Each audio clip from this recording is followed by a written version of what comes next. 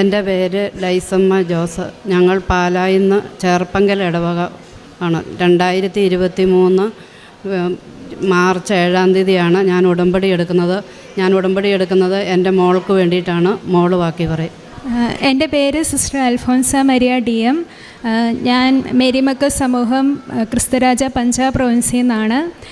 ഞാൻ Bangalore saint John's medical college ഇപ്പം medicine അവസാന വർഷ പരീക്ഷ പൂർത്തിയാക്കിയിരിക്കുന്നു. ഞാൻ മെഡിസിൻ 2-ാം വർഷം കയറിയ സമയത്താണ് എനിക്ക് മൈസ്തീനിയ ഗ്രേവിസ് എന്നൊരു അസുഖം കണ്ടുപിടിക്കുന്നത്. അതൊരു ഓട്ടോ ഇമ്മ്യൂൺ ഡിസോർഡറാണ്. അതായത് നമ്മുടെ ശരീരത്തിലെ ഞരമ്പിൻ്റെയും മസിലിൻ്റെയും ഇടയിലോട്ട് എൻ്റെ ശരീരം തന്നെ ആൻറ്റിബോഡീസ് പ്രൊഡ്യൂസ് ചെയ്യുന്നു. അതുമൂലം ശരീരത്തിന് വല്ലാതെ തളർച്ച, ഭക്ഷണം ഇറക്കാനും വെള്ളം ഇറക്കാനുള്ള ബുദ്ധിമുട്ട്, സംസാരിക്കാനുള്ള ബുദ്ധിമുട്ട്, അത് കൂടുതൽ സിവിയർ കണ്ടീഷനിലെത്തുമ്പം നമ്മളെ ശ്വാസം എടുക്കുന്ന മസിൽസിനെ ബാധിക്കുകയും ശ്വാസതടസ്സം ഉണ്ടാവുകയും ചെയ്യുമായിരുന്നു. അപ്പോൾ തുടക്കത്തിൽ എനിക്ക് വലിയ പ്രശ്നമില്ലായിരുന്നു. എൻ്റെ കണ്ണുകളെ മാത്രമേ ബാധിച്ചിരുന്നുള്ളൂ. എനിക്കെല്ലാം 2ആയിട്ട് കാണാം, അങ്ങനെയൊക്കെ ഉണ്ടായിരുന്നുള്ളൂ. അപ്പം 2021 തൊട്ട് മരുന്ന് കഴിക്കാൻ തുടങ്ങി. അങ്ങനെ തുടർച്ചയായി 2 വർഷം മരുന്ന് കഴിച്ചു. പക്ഷേ 2 വർഷം പൂർത്തിയായപ്പോഴത്തേക്കും അസുഖം വല്ലാതെ കൂടി. അതെൻ്റെ ശരീരത്തെ എല്ലാ ഞരമ്പുകളെയും മസിൽസിനെയും ബാധിച്ചു തുടങ്ങി. ശ്വാസം എടുക്കാനുള്ള ബുദ്ധിമുട്ട് വരെ എത്തിത്തുടങ്ങി. അങ്ങനെ 2023 ഏപ്രിലാണ് എനിക്കൊരു സർജറി ചെയ്യണമെന്ന് ഡോക്ടർ ആവശ്യപ്പെടുന്നത്. അപ്പോൾ ഞാൻ ഓൾറെഡി മെഡിസിൻ 4-ാം വർഷത്തിലോട്ട് പ്രവേശിച്ചിരുന്നു. അപ്പം സർജറി ചെയ്ത് തൈമസ് എന്ന ഓർഗൻ എടുത്തു കളയണമെന്ന് ആവശ്യപ്പെട്ടു. ഈ തൈമസ് എന്ന ഓർഗൻ ഇരിക്കുന്ന 2 ശ്വാസകോശത്തിൻ്റെ ഇടയിലാണ്. അതുകൊണ്ട് തന്നെയും പിന്നെ അനസ്തേഷ്യ തരുന്നതിൻ്റേതായ ഒത്തിരി കോംപ്ലിക്കേഷൻസ് എൻ്റെ സർജറിക്ക് ഉണ്ടായിരുന്നു. അപ്പം ഞാൻ ഓൾറെഡി ഒരു മെഡിക്കൽ സ്റ്റുഡൻ്റ് ആയതുകൊണ്ട് തന്നെ ഡോക്ടർമാർ എന്നോടെല്ലാം ക്ലിയറായിട്ട് പറഞ്ഞിരുന്നു, ഞാനെല്ലാം മനസ്സിലാക്കിയിരുന്നു. അപ്പം വീട്ടിലും എല്ലാം അറിയിച്ചിരുന്നു.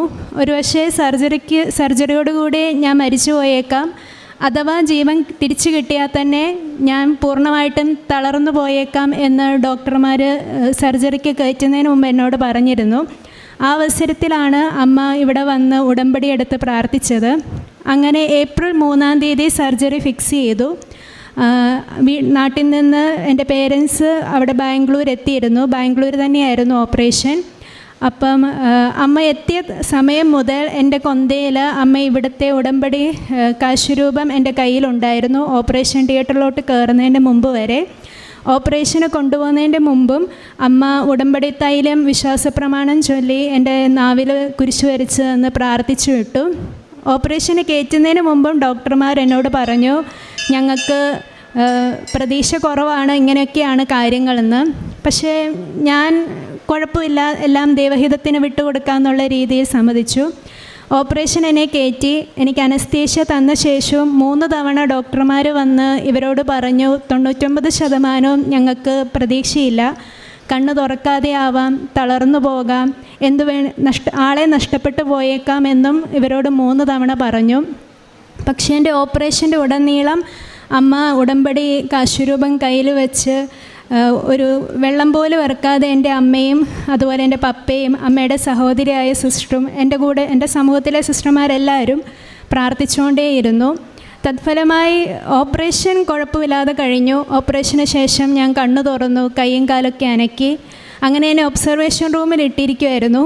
അപ്പോൾ ഓപ്പറേഷൻ കഴിഞ്ഞ ഉടനെ അമ്മ എൻ്റെ കയ്യിൽ കൊണ്ടുവന്ന് ഉടമ്പടി കാശുരൂപം തന്നു. എൻ്റെ കയ്യിൽ കാശുരൂപം ഉണ്ടായിരുന്നു. പക്ഷെ വൈകുന്നേരം ഒരു 5:30-6 മണി ആയപ്പോഴത്തേക്കും എനിക്ക് പിന്നെയും ശ്വാസമുട്ടലായി. ഞാൻ റെസ്പിറേറ്ററി ഫെയിലിയറിലോട്ട് പോകാൻ തുടങ്ങി. എനിക്ക് തീരെ വയ്യാതെയായി. എന്നെ അവർ പെട്ടെന്ന് SICUവിലോട്ട് മാറ്റേണ്ടി വന്നു. SICUവിൽ കൊണ്ടുവന്ന് അവരൊരു ഇഞ്ചക്ഷൻ IVIG എന്ന് പറയും, അതൊരു കൂടിയ ഇഞ്ചക്ഷനാണ്, അതൊക്കെ സ്റ്റാർട്ട് ചെയ്തു.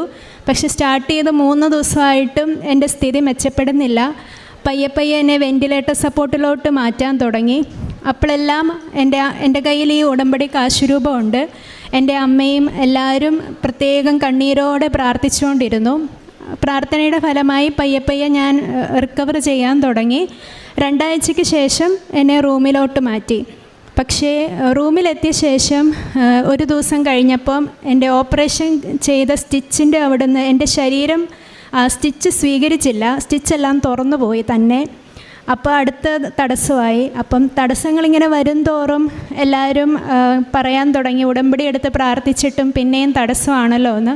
പക്ഷേ അപ്പോഴെല്ലാം എൻ്റെ അമ്മ വളരെ വിശ്വാസത്തോടും ധൈര്യത്തോടും പറഞ്ഞില്ല, മാതാവ് കാത്തുകൊള്ളൂന്ന്.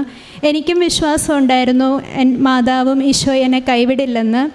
അപ്പം അമ്മ എൻ്റെ സ്റ്റിച്ച് തുറന്നതിൻ്റെ ചുറ്റും ഉടമ്പടി തൈലം വെച്ച് കുരിശ് വരച്ച് വിശ്വാസ പ്രമാണം ചൊല്ലി പ്രാർത്ഥിക്കുന്നുണ്ടായിരുന്നു. പിന്നീട് ലോക്കൽ അനസ്തീഷ്യ തന്ന് രണ്ടാമത് ഒന്നുകൂടെ സ്റ്റിച്ചിടേണ്ടി വന്നു. അങ്ങനെ മെച്ചപ്പെട്ട് തുടങ്ങി. 1 മാസം കഴിഞ്ഞപ്പോൾ എന്നെ ഡിസ്ചാർജ് ചെയ്തു. ഞാൻ അടുത്തുള്ള കോൺവെൻറ്റിൽ റെസ്റ്റ് എടുക്കുകയായിരുന്നു. അങ്ങനെ ടോട്ടൽ 2 മാസത്തിന് ശേഷം ഇനി എന്ത് ചെയ്യണം, അതായത് പഠനം കണ്ടിന്യൂ ചെയ്യണോ അതെയോ ബ്രേക്ക് എടുക്കണോ എന്നുള്ളൊരവസ്ഥ വന്നു. മെഡിസിൻ പഠിക്കുകയായതുകൊണ്ട് തന്നെ ഈ ഒരു ആരോഗ്യം വെച്ച് മുന്നോട്ട് പോകാമെന്ന് പറഞ്ഞാൽ ഒട്ടും പറ്റത്തില്ല. അപ്പം എൻ്റെ പ്രൊവിൻഷ്യാളമ്മ എന്നോട് തീരുമാനം എടുത്തോളാൻ പറഞ്ഞു. അപ്പം ഇങ്ങനൊരവസ്ഥയിൽ എന്ത് തീരുമാനം എടുക്കണമെന്ന് എനിക്കും അറിയത്തില്ലായിരുന്നു. പക്ഷേ എൻ്റെ മനസ്സിൽ ഒന്നേ ഉണ്ടായിരുന്നുള്ളൂ, ഞാനിപ്പോൾ എന്ത് തീരുമാനമെടുത്താലും അത് ദൈവഹിതമായിരിക്കണം.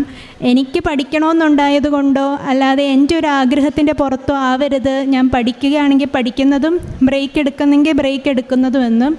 അപ്പോൾ എൻ്റെ അമ്മ അപ്പോഴും എന്നോട് പറഞ്ഞു, നിനക്കിനി ഒരു കുഴപ്പം ഉണ്ടാവില്ല, മാതാവ്, ഞാൻ ഉടമ്പടി എടുത്താണ്, മാതാവ് നിന്നെ സംരക്ഷിക്കുമെന്ന്. അപ്പോൾ ഒരു തീരുമാനം എടുക്കാനായിട്ട് ഞാൻ കോൺവെൻറ്റിലെ ചാപ്പലിൽ പോയിരുന്ന് ദിവ്യകാരുണ്യത്തിൻ്റെ മുന്നേ ഇരുന്ന് പ്രാർത്ഥിച്ച് മാതാവിനോട് പ്രാർത്ഥിച്ച് ഞാൻ വചനം എടുത്തപ്പോൾ പഴയ നിയമത്തിൽ യഹൂദർ മതിൽ പണിയുന്ന ഒരു വചനഭാഗം കിട്ടി. അപ്പം അത് വായിച്ചു കഴിഞ്ഞപ്പം എനിക്കത് ഈശോ എന്നോട് പറയുന്നത് പോലെ തോന്നി. കാരണം യഹൂദ ജനത മതിൽ പണിയാൻ തുടങ്ങിയപ്പോൾ തൊട്ട് എല്ലാവരും നിങ്ങൾ എളിയ ജനതയാണ്, നിങ്ങളെയും കൊണ്ട് ഇത് പറ്റില്ല എന്നൊക്കെ പറഞ്ഞു. പക്ഷേ അവസാനം അവർ മതിൽ പണിത് കഴിഞ്ഞപ്പം ദൈവത്തിൻ്റെ മഹത്വം മറ്റുള്ളവർ ദർശിക്കാൻ ഇടയായി.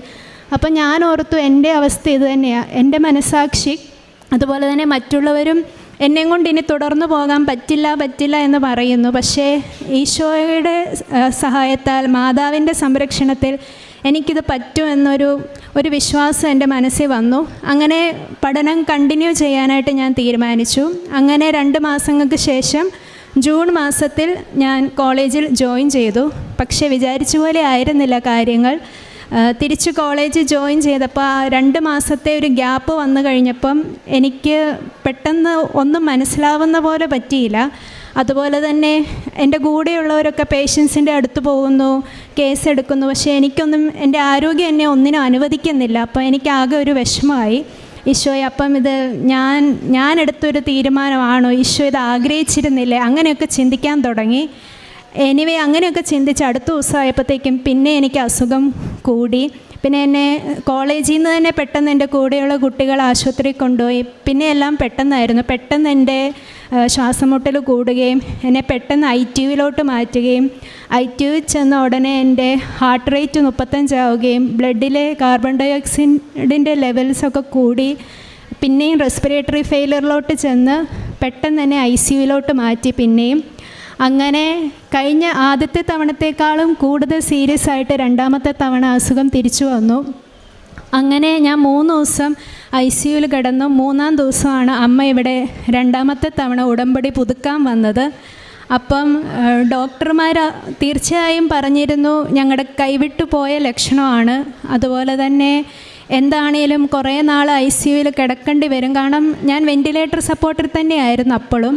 പക്ഷേ അത്ഭുതം എന്ന് പറയട്ടെ, അമ്മ ഉടമ്പടി എടുത്തു തിരിച്ച് വീട്ടിൽ വന്നു. ഓക്കെ, അമ്മ ഇവിടെ ഉടമ്പടി പുതുക്കാൻ വന്ന സമയത്ത് എൻ്റെ ഫോട്ടോയും അതുപോലെ എൻ്റെ രോഗവിവരണവും അച്ഛനെ കണ്ട് പ്രാർത്ഥിച്ച്, അച്ഛൻ അൾത്താരെ വെച്ച് പ്രാർത്ഥിച്ച് എൻ്റെ ഫോട്ടോയിൽ കുരിശ് വരച്ചിരുന്നു. അമ്മ തിരിച്ച് വീട്ടിൽ വന്നു. അന്ന് വന്ന ശേഷം എനിക്ക് ബ്ലഡ് ടെസ്റ്റ് 2 തവണ റിപ്പീറ്റ് ചെയ്തപ്പോഴും അത്രയും കൂടി നിന്നിരുന്ന കാർബൺ ഡൈ ഓക്സൈഡ് ലെവൽ നോർമലാവുകയും എൻ്റെ സാച്ചുറേഷൻ മെച്ചപ്പെടുകയും ചെയ്തു. അന്ന് തന്നെ എന്നെ ICUവിൽ നിന്ന് ITUവിലോട്ട് മാറ്റി. അത് കഴിഞ്ഞ് അടുത്ത ദിവസം തന്നെ ITUവിൽ നിന്ന് എന്നെ റൂമിലോട്ട് ഷിഫ്റ്റ് ചെയ്തു. വെറും 2 ആഴ്ച കൊണ്ട് എനിക്ക് ഡിസ്ചാർജ് കിട്ടി. ഡിസ്ചാർജ് ചെയ്ത് കുറച്ചാൾ റെസ്റ്റ് എടുക്കണം, എന്നിട്ടേ കോളേജിൽ ജോയിൻ ചെയ്യാവുള്ളൂ എന്ന് പറഞ്ഞിരുന്നു. ആ സമയത്തൊക്കെ അമ്മ എനിക്ക് ഇവിടുത്തെ ഉടമ്പടി സാക്ഷ്യത്തിൻ്റെ ലിങ്ക് യൂട്യൂബിൽ അയച്ചു തരുമായിരുന്നു. ആ സമയത്തൊക്കെ ഞാൻ ഇവിടുത്തെ സാക്ഷ്യമൊക്കെ കേട്ട് പ്രാർത്ഥിക്കുമായിരുന്നു. അപ്പോഴൊക്കെ എൻ്റെ വിശ്വാസം ഇങ്ങനെ ഒത്തിരി വർദ്ധിക്കുവാനിടയായി. അങ്ങനെ റെസ്റ്റൊക്കെ കഴിഞ്ഞിരിക്കുമ്പം ഇനി എന്തെന്ന് അടുത്ത ചോദ്യമായി. ഇനിയും പഠനം കണ്ടിന്യൂ ചെയ്യണോ അതെയോ ബ്രേക്ക് എടുക്കണോ, എന്ത് ചെയ്യണമെന്ന് അറിയത്തില്ല. അപ്പോഴും ഞാൻ ഓർത്തു ദൈവം അനുവദിക്കുന്ന പോലെ നടക്കട്ടെ എന്ന്. പക്ഷെ അപ്പോഴാണ് പെട്ടെന്ന് എനിക്ക് പഠനം നിർത്തി പോകണം അങ്ങനെ ഒരു അവസ്ഥ വന്നത്. അപ്പോൾ പെട്ടെന്ന് പഠനം നിർത്തി പോകുന്നതിനേക്കാളും എന്നെ വേദനിപ്പിച്ചത് അപ്പം ഞാൻ ഈ കേട്ട ദൈവസ്വരവും ഈശോ എന്നോട് മുന്നോട്ട് പൊക്കോളാൻ പറഞ്ഞതൊക്കെ എൻ്റെ തന്നെ തോന്നലായിരുന്നോ എന്നുള്ളൊരു ചിന്തയാണ് എന്നെ കൂടുതൽ വേദനിപ്പിച്ചത്. അപ്പം ഞാൻ ദിവ്യകാരുണ്യത്തിൻ്റെ മുന്നിൽ ഇരുന്ന് മാതാവിനോടും ഈശോയോടുമായിട്ട് ചോദിച്ചപ്പം ഞാൻ ഈ കേട്ടതൊക്കെ വെറുതെ ആയിരുന്നോ? അമ്മ ഉടമ്പടി എടുത്ത് പ്രാർത്ഥിച്ചു, നീ എന്നോട് വചനം വഴി സംസാരിച്ചു, അപ്പോൾ ഈ കേട്ടതൊക്കെ വെറുതെ ആയിരുന്നോ എന്നുള്ളൊരു വേദന വന്നു. പക്ഷെ ആ ഒരു സമയത്ത് മാതാവ് എന്നോട് പറയുന്ന പോലെ എനിക്കൊരു ഫീലിംഗ് ഉണ്ടായി. മോൾ ഇപ്പോൾ റെസ്റ്റ് എടുക്കുക, ഇപ്പോൾ ഒന്നിനെക്കുറിച്ചും ചിന്തിക്കേണ്ട, ഇപ്പോൾ വേണ്ടത് റെസ്റ്റാണ്, റെസ്റ്റ് എടുക്കുക, ബാക്കി കാര്യങ്ങൾ ഞാനും ഈശോയോട് ചെയ്തോളാം എന്ന് മാതാവ് ഇങ്ങനെ പറയുന്ന പോലെ എനിക്കിങ്ങനെ തോന്നി. എന്തോ ഞാൻ ആരെയും പ്രത്യക്ഷപ്പെട്ട് എൻ്റെ അടുത്ത് വന്ന് പറഞ്ഞതല്ല, പ്രാർത്ഥിച്ചുകൊണ്ടിരുന്നപ്പോൾ എനിക്കൊരു തോന്നൽ തോന്നി. ആ ഒരു സമയം അത്രയും നേരം ഉരുകി നിന്നൊരു മനസ്സിൽ പെട്ടെന്നൊരു ആശ്വാസം കിട്ടി. പിന്നെ ഞാൻ ഓർത്തു, പക്ഷേ പുറകിൽ എന്നെ ഇവിടെ നിന്ന് കൊണ്ടുപോകാനും പഠനം നിർത്തിപ്പോകാനുള്ള എല്ലാ കാര്യങ്ങളും ക്രമീകരിച്ചിരുന്നു. പക്ഷേ എങ്കിലും ദൈവം എന്തെങ്കിലും വഴി തുറക്കും, വഴിയില്ലാത്തയിടത്ത് എനിക്ക് വേണ്ടി മാതാവ് ഒരു വഴി ഒരുക്കുമെന്ന് ഞാൻ വിശ്വസിച്ചു. അമ്മയും അങ്ങനെ തന്നെ പറഞ്ഞുകൊണ്ടിരുന്നു, ഞാൻ പ്രാർത്ഥിക്കുന്നുണ്ട്, ഉടമ്പടി എടുത്തിട്ടുണ്ട്, എനിക്കൊരു കുഴപ്പവും വരില്ല എന്ന്. അത്ഭുതം എന്ന് പറയട്ടെ, ഞാൻ തിരിച്ചു പോകുകയെന്ന് പറയാൻ വേണ്ടിയാണ് ഞാൻ കോളേജിലെ ഡയറക്ടറെ പോയി കണ്ടേ. പക്ഷേ അവരെന്നോട് തിരിച്ചു പോകണ്ട, എന്നെ കൊണ്ട് പറ്റുമെങ്കിൽ ജോയിൻ ചെയ്തോളാൻ പറഞ്ഞു. അപ്പം ഡയറക്ടറിൻ്റെ മാത്രം പെർമിഷൻ പോരാ, എനിക്കെൻ്റെ പ്രൊവിൻഷ്യലിൻ്റെ പെർമിഷനും കൂടെ വേണം ജോയിൻ ചെയ്യാൻ.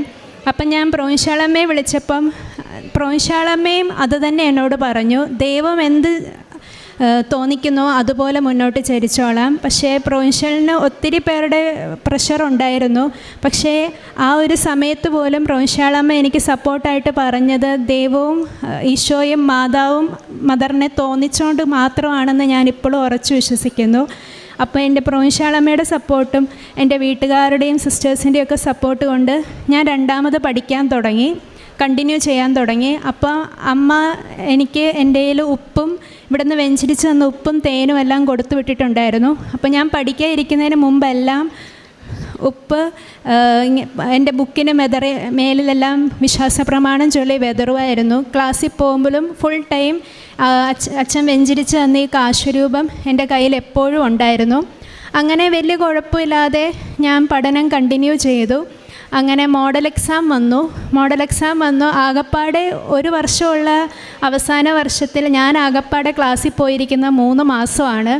അപ്പം ഇത് മെഡിസിൻ എന്ന് പറയുന്നത് എത്ര പാടാണെന്നും എത്രമാത്രം നമുക്ക് എക്സ്പോസ് ആവണമെന്നും അറിയാമല്ലോ. പക്ഷേ എനിക്കൊരു എക്സ്പോഷറും കിട്ടിയിട്ടില്ല. ഹോസ്പിറ്റലിൽ രോഗികളെ ഞാൻ കണ്ടിട്ടില്ല, ക്ലാസ്സിൽ പോയിട്ടില്ല. ആകപ്പാടെ 3 മാസമാണ് ഞാൻ ക്ലാസ്സിൽ പോയിരിക്കുന്നത്. പക്ഷെ ധൈര്യം അവലംബിച്ച് ഈശോയും മാതാവും കൂടെ ഉണ്ടെന്നുള്ള വിശ്വാസത്തിൽ ഞാൻ മോഡൽ എക്സാം എഴുതാൻ പോയപ്പോഴെല്ലാം വെഞ്ചരിച്ച് ഉപ്പ് ഞാൻ കൂടെ കൊണ്ടുപോയി. അമ്മ പറഞ്ഞു തന്ന പ്രകാരം ഞാൻ ഇരിക്കുന്നിടത്തും അതുപോലെ എൻ്റെ ആൻസർ ഷീറ്റ് മുഴുവൻ ഞാൻ വിശ്വാസപ്രമാണം ചൊല്ലി ഉപ്പ് വെതറി. കാരണം ഞാൻ എഴുതിയിട്ട് പാസ്സാകാൻ മാത്രമൊന്നും ഇല്ലെന്ന് എനിക്കറിയാം. ഞാൻ അങ്ങനെ പ്രാർത്ഥിച്ചു. റിസൾട്ട് വന്നപ്പം അത്രയും നാളും ക്ലാസ്സിൽ പോയിരുന്ന എല്ലാവരേക്കാളും മാർക്ക് എനിക്ക് കിട്ടി. ഞാൻ അത്രയൊന്നും എഴുതിയിട്ടില്ലെന്ന് എനിക്കും കർത്താവിനും മാതാവിനും മാത്രം അറിയാം.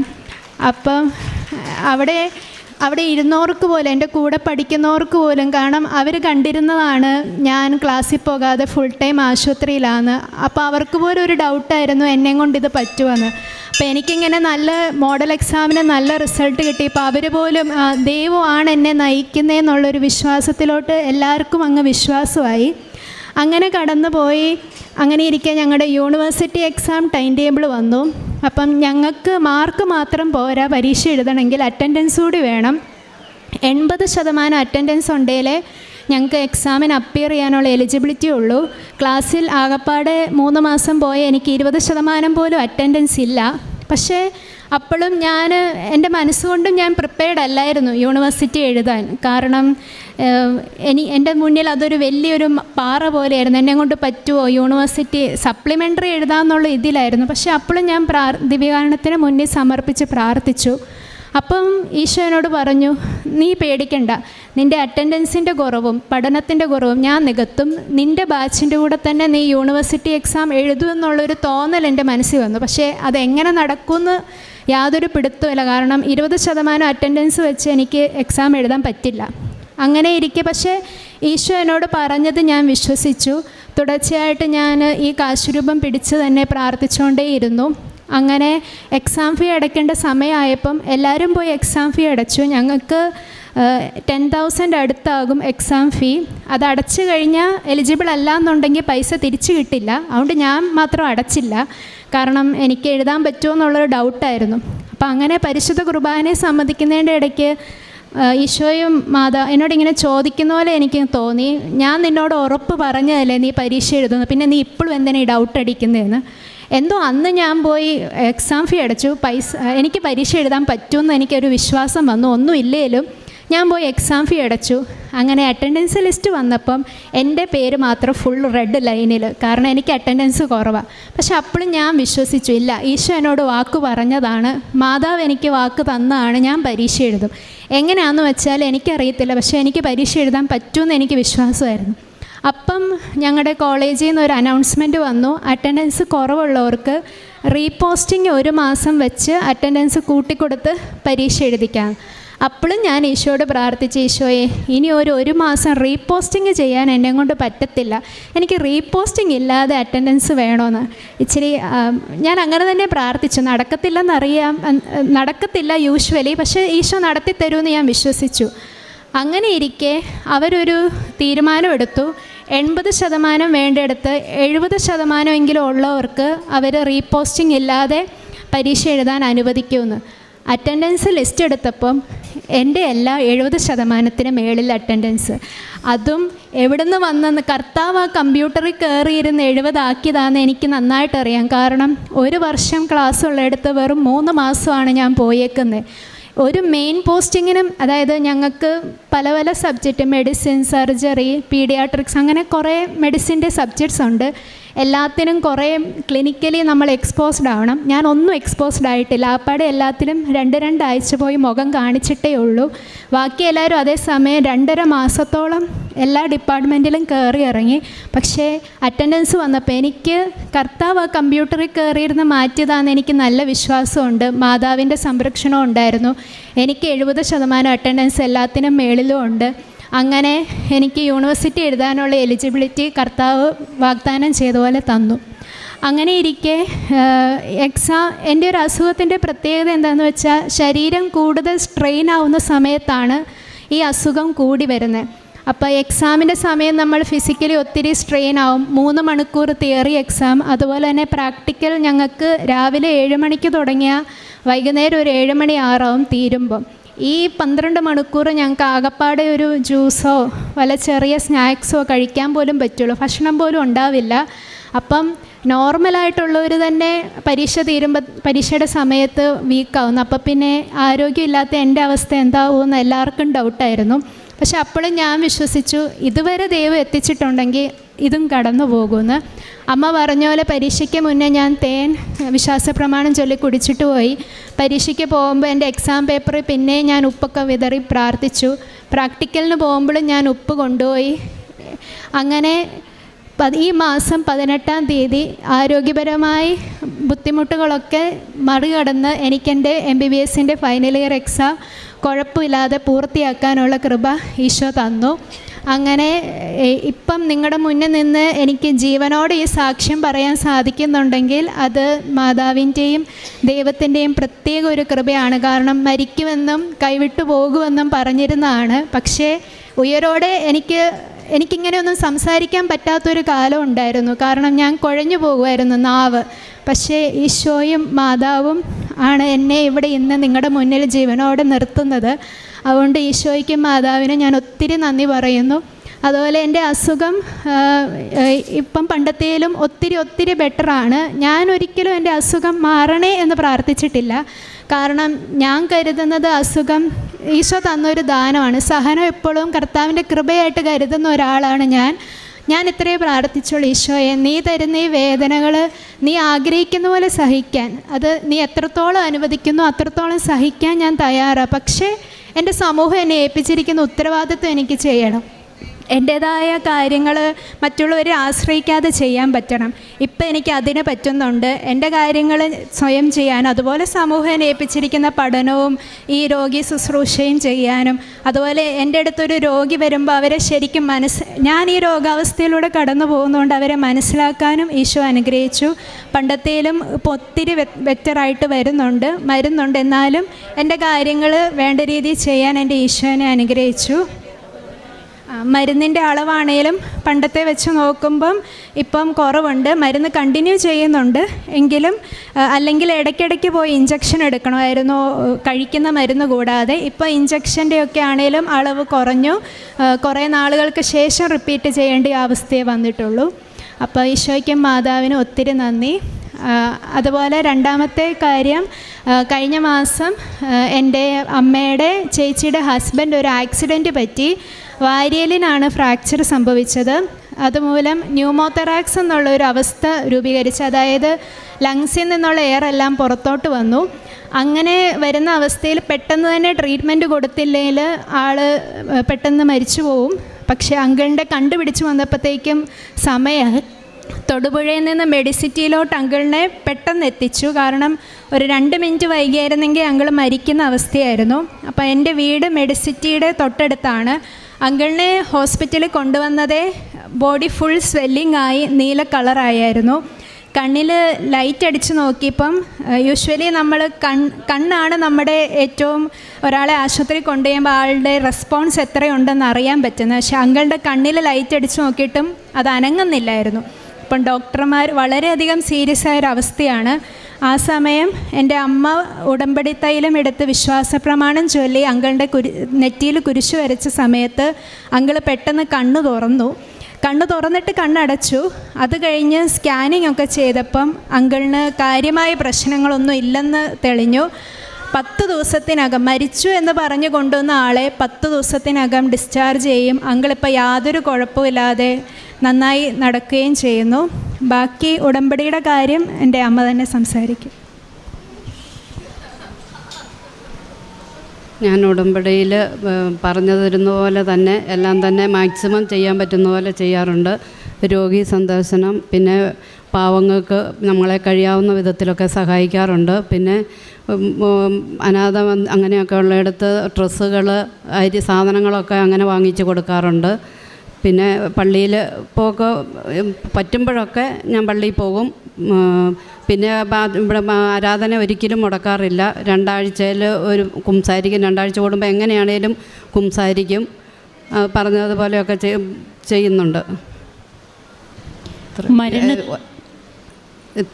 ഇത്രയെല്ലാം ചെയ്തു തന്ന് ഈശോയ്ക്കും മാതാവിനും 1 കോടി നന്ദി പറയുന്നു. 23-ാം സങ്കീർത്തനം 4-ാം തിരുവചനം ഇപ്രകാരം അരുളി ചെയ്യുന്നു: മരണത്തിൻ്റെ നിഴൽ വീണ താഴ്വരയിലൂടെയാണ് ഞാൻ നടക്കുന്നതെങ്കിലും അവിടുന്ന് കൂടെയുള്ളതിനാൽ ഞാൻ ഭയപ്പെടുകയില്ല. അവിടുത്തെ ഊന്നുവടിയും ദണ്ഡും എനിക്ക് ഉറപ്പേകുന്നു. കർത്താവ് ഇടയനായിട്ട് നാം കൂടെ ജീവിക്കുന്ന അനുഭവം, ആ അനുഭവത്തിൽ കർത്താവാണ് നമ്മെ എടുത്തുകൊണ്ട് നടക്കുന്നത്. പിന്നെ എന്തിനാണ് ഒരു കുഞ്ഞാടായ ഞാൻ വേദനിക്കേണ്ടത്, വിഷമിക്കേണ്ടത്? കർത്താവിൻ്റെ കൈകളിൽ ഞാൻ സുരക്ഷിതയാണ്. ഈ ബഹുമാനപ്പെട്ട sister Alphonsa Maria Bangalore saint John's medical കോളേജിൽ മെഡിസിൻ വിദ്യാർത്ഥിനിയാണ്. ബഹുമാനപ്പെട്ട സിസ്റ്ററിൻ്റെ രോഗം സൗഖ്യപ്പെട്ടത്, അതായത് ഇപ്പോൾ പൂർണ്ണമായിട്ട് മാറിയിട്ടില്ല എങ്കിലും മെഡിസിൻ്റെ ആ അളവ് കുറഞ്ഞു. അങ്ങനെ തനിക്ക് ഇന്ന് തൻ്റെ കാര്യങ്ങൾ സ്വന്തം ചെയ്യുന്ന ഒരു അവസ്ഥയിലേക്ക് സിസ്റ്ററിനെ കൊണ്ടുവന്നത് തൻ്റെ മമ്മി എടുത്ത ഉടമ്പടിയാണ്. ആ ഉടമ്പടിയിലെ നേർച്ച വസ്തുക്കൾ താൻ ഉപയോഗിച്ചു. എങ്ങനെ സിസ്റ്റർ ഓരോ അവസ്ഥകൾ സിസ്റ്റർ എങ്ങനെ തരണം ചെയ്തു. ഓട്ടോ ഇമ്മ്യൂൺ ഡിസീസാണ് സിസ്റ്ററിൻ്റെ തന്നെ ശരീരം സിസ്റ്ററിനെ പ്രതിരോധിക്കുന്ന അവസ്ഥ. അപ്പോൾ അങ്ങനെയുള്ളപ്പോൾ വളരെ കോംപ്ലിക്കേറ്റഡ് ആയിട്ടുള്ള തൈമക്ടോമി ഓപ്പൺ ഹാർട്ട് സർജറി അത് സിസ്റ്ററിന് ചെയ്യേണ്ടി വന്നു. അത് ചെയ്തിട്ട് പിന്നീട് സ്റ്റിച്ചൊക്കെ വീണ്ടും ശരീരം തന്നെ അതിനെ അംഗീകരിക്കാതെ സ്റ്റിച്ച് വിടുന്നതും, അങ്ങനെ തൻ്റെ ജീവിതത്തിൽ ഒത്തിരിയേറെ കോംപ്ലിക്കേഷൻസ് തന്നെ ആയിരുന്നു. സാച്ചുറേഷൻ ലെവൽ വളരെ താഴ്ന്നു, കാർബൺ ഡൈ ഓക്സൈഡിൻ്റെ ലെവലാണ് കൂടുന്നത് ഓക്സിജനേക്കാൾ. അപ്പോൾ ഇങ്ങനെ ഓരോരോ അവസ്ഥകളിലൂടെ ബഹുമാനപ്പെട്ട സിസ്റ്റർ കടന്നു പോകുമ്പോൾ സിസ്റ്ററിന് കൂട്ടായിരുന്നത് തൻ്റെ അമ്മ എടുത്ത ഉടമ്പടിയാണ്. ഉടമ്പടിയിൽ സിസ്റ്ററും ഉറച്ച് വിശ്വസിച്ചു. ആരൊക്കെ എന്തൊക്കെ പറഞ്ഞപ്പോഴും തൻ്റെ മമ്മി തനിക്ക് ശക്തി തന്നു. നീ ഒന്നുകൊണ്ടും പേടിക്കേണ്ട, എല്ലാം പരിശുദ്ധ അമ്മ നോക്കിക്കൊള്ളും. അങ്ങനെ സിസ്റ്റർ ആ ഒരു ഉറച്ച ബോധ്യത്തിൽ നിന്നു. ദിവ്യകാരുണ്യ ആരാധനയിൽ സിസ്റ്റർ തന്നെ സമർപ്പിക്കുമ്പോൾ ഈശോ സിസ്റ്ററിന് എങ്ങനെയാണ് പരിശുദ്ധ അമ്മയും ഈശോയും സിസ്റ്ററിനോട് സംസാരിച്ചത്. തൻ്റെ പരീക്ഷ, തൻ്റെ അറ്റൻഡൻസ്, താൻ 0 മെറിറ്റിലായിരുന്നു, തനിക്ക് യാതൊന്നുമില്ല ഉണ്ടെന്ന് പറയുവാൻ. എന്നാൽ ആ ഒരു അവസ്ഥയിൽ എങ്ങനെയാണ് തൻ്റെ അമ്മയുടെ ഉടമ്പടി ജീവിതം ഈ മകളെ ഇന്ന് അൾത്താരയിൽ കൊണ്ടുവന്ന് നിർത്തി സാക്ഷ്യം പറയിപ്പിക്കുന്നത്. ബഹുമാനപ്പെട്ട VP ജോസഫ് അച്ഛനെ തൻ്റെ മമ്മി വന്ന് കാണുകയും സിസ്റ്ററിൻ്റെ ഫോട്ടോയിൽ അച്ഛൻ കുരിശു വരച്ച് അമ്മയെ ഏൽപ്പിച്ച്, പരിശുദ്ധ അമ്മയെ ഏൽപ്പിച്ച് പറഞ്ഞു വിടുകയാണ്. അച്ഛൻ വെഞ്ചരിച്ചു കൊടുത്ത കാശ് രൂപം അത് സിസ്റ്റർ എന്നും കയ്യിൽ സൂക്ഷിച്ചിരുന്നു. തൻ്റെ പഠന അവസരങ്ങളിലും തനിക്ക് ഓരോ അവസ്ഥകൾ തടസ്സങ്ങളായിട്ട് വരുമ്പോഴുമൊക്കെ സിസ്റ്ററിനെ നയിച്ചുകൊണ്ടിരുന്നതും ശക്തിപ്പെടുത്തിക്കൊണ്ടിരുന്നതും ഉടമ്പടി നേർച്ച വസ്തുക്കളാണ്. മക്കബായരുടെ പുസ്തകം 2 മക്കബായർ 8-ാം അധ്യായം 18-ാം തിരുവചനം നമ്മോട് വീണ്ടും അരുളി ചെയ്യുന്നുണ്ട്. യൂദാസ് മക്കബേയൂസും കൂട്ടരും എങ്ങനെയാണ് വിജാതീയരെ തോൽപ്പിക്കുന്നത്. അതായത് തിരുവചനം പറയുന്നത് അവർ ആയുധത്തിലും സാഹസ കൃത്യങ്ങളിലും ആശ്രയിക്കുന്നു. നമുക്കെതിരെ വരുന്ന ശത്രുക്കളെയും ലോകം മുഴുവനെ തന്നെയും അങ്കുലി ചലനം കൊണ്ട് തറ പറ്റിക്കാൻ കഴിയുന്ന ദൈവത്തിലാണ് നമ്മുടെ പ്രത്യാശ. ഈ തമ്പുരാനെയാണ് നാം മുറുകെ പിടിക്കേണ്ടത്. നമുക്ക് എന്തും വരട്ടെ, ദൈവം അറിയാതെ ഒന്നും വരില്ല. ആ ഒരു ബോധ്യത്തിൽ ഈശോയോട് ചേർന്നിരിക്കുന്ന ഒരു കുഞ്ഞാടിനെ പോലെ നമ്മുടെ ജീവിതവും നമുക്ക് ചേർത്ത് വയ്ക്കാം. പരിശുദ്ധ അമ്മ നമ്മോടൊപ്പമുണ്ട്. അമ്മയിൽ ആശ്രയിച്ചുകൊണ്ട് ഈശോയിൽ കൂടുതൽ പൂർണ്ണമായും വിശ്വസിച്ചുകൊണ്ട് നമ്മുടെ ജീവിതത്തെ പൂർണ്ണമായും സമർപ്പിക്കാം. ഈ ഒരു അനുഭവ സാക്ഷ്യത്തിലൂടെ നമുക്കും ദൈവം നൽകിയ എല്ലാ ബോധ്യങ്ങൾക്കും കരങ്ങളടിച്ച് നമുക്ക് ഈശോയ്ക്കും അമ്മയ്ക്കും നന്ദി പറയാം.